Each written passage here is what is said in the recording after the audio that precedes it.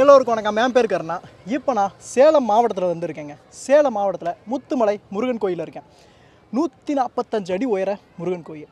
இந்த முருகன் எப்படி இருக்கிறார், இது எப்படி கட்டப்பட்டது, எல்லாமே தெரிஞ்சுக்கலாம். வாங்க வீடியோக்குள்ளே போகலாம்.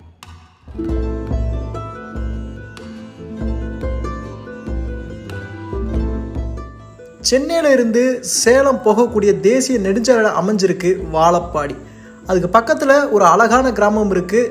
அந்த கிராமத்துக்கு பேர் புத்திர கவுண்டன் பாளையம். அங்கே தான் இந்த முருகன் கோயில் அமைஞ்சிருக்கு.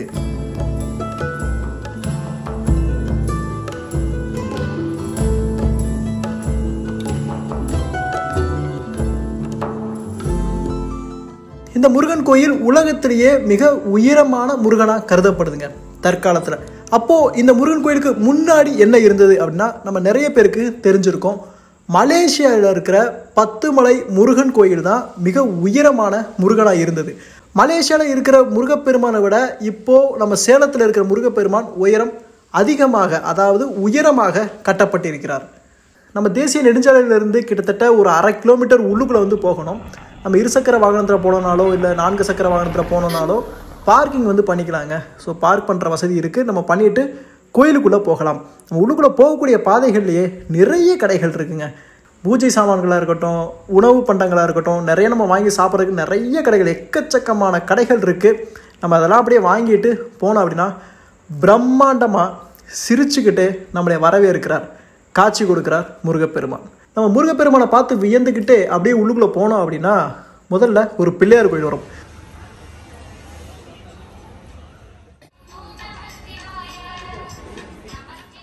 பிள்ளையாரை தரிசிச்சுட்டு அதுக்கப்புறம் மறுபடியே மேலே போனோம் அப்படின்னா முருகப்பெருமானோட பாதத்துக்கு போக முடியுங்க. நம்ம பார்க்குறப்பே பாதமே ரொம்ப பிரம்மாண்டமாக இருக்கும் பார்க்குறதுக்கு. இந்த முருகப்பெருமானோட அளவு என்ன அப்படின்னா 126 அடி உயரங்க. அதோட பீடம் 19 அடி. ஸோ இரண்டும் சேர்த்து 145 அடி உயர தெய்வீக தரிசனம் தந்து கொண்டிருக்கக்கூடிய முருகப்பெருமானுடைய சிலை வடிவமைக்கப்பட்டிருக்கு.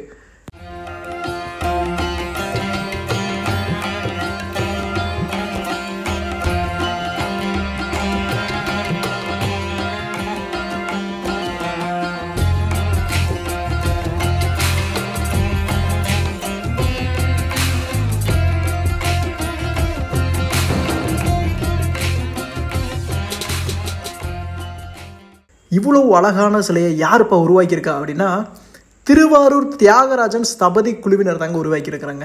இவங்க தான் மலேசியா முருகனையும் உருவாக்குனாங்க. அவங்கள வச்சே இந்த சேலம் முருகனும் ரொம்ப அழகாக நேர்த்தியாக உருவாக்கப்பட்டிருக்கு.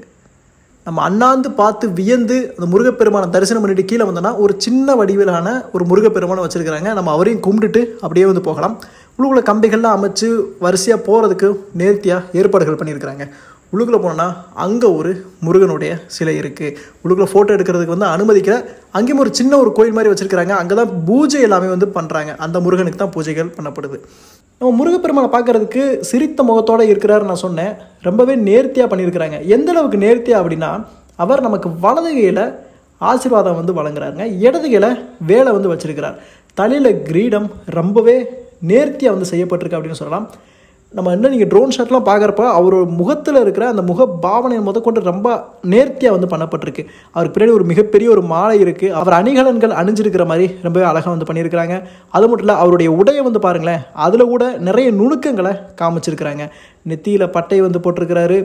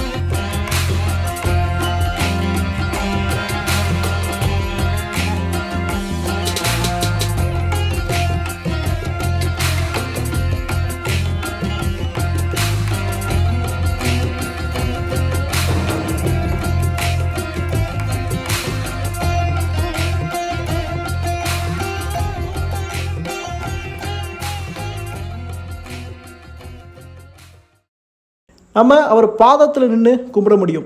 ஒரு லிஃப்ட் வசதியும் வச்சுருக்கிறாங்க. நம்ம லிஃப்ட் வழியாக மேலே போய் முருகப்பெருமானோட தலை வரைக்கும் நம்ம லிஃப்ட்டில் வந்து போக முடியுங்க.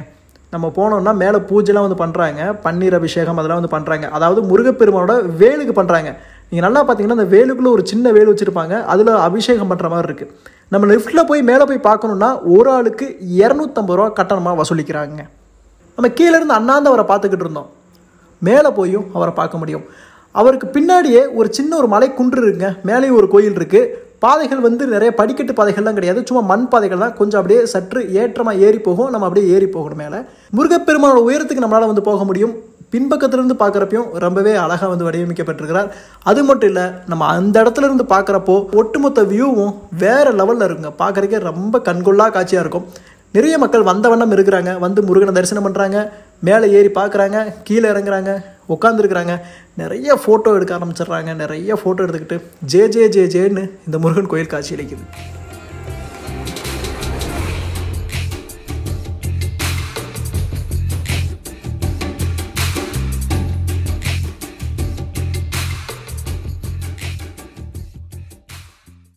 ரொம்பவே அழகான பிரம்மாண்டமான ஒரு முருகன் கோயிலுங்க. நீங்கள் சென்னையிலேருந்து சேலம் போகிறீங்கன்னா கட்டாயம் இந்த முருகன் கோயிலுக்கு வந்து பாருங்கள். தேசிய நெடுஞ்சாலையில், அதாவது நேஷனல் ஹைவேலே அமைஞ்சிருங்க. நான் கூகுள் மேப் டிஸ்கிரிப்ஷனில் கொடுக்குறேன். இது ஒரு ப்ரைவேட் கோயில் தாங்க. ஏன்னா ப்ரைவேட் கோயிலாக இருந்தாலுமே ரொம்ப பிரம்மாண்டமாக முருகப்பெருமானை கட்டியிருக்கிறாங்க.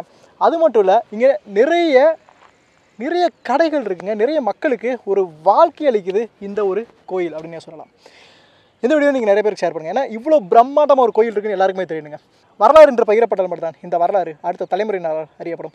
இணைந்தே இருங்க. இதே மாதிரி நமக்கு தெரிந்தும் அதோட வரலாறு புரியாத பிரம்மாண்டமான பல இடங்களை உங்களை கொண்டு வந்து நான் சேர்க்குறேன். அடுத்த ஒரு வரலாற்று பயணத்தில் சந்திக்கலாம்.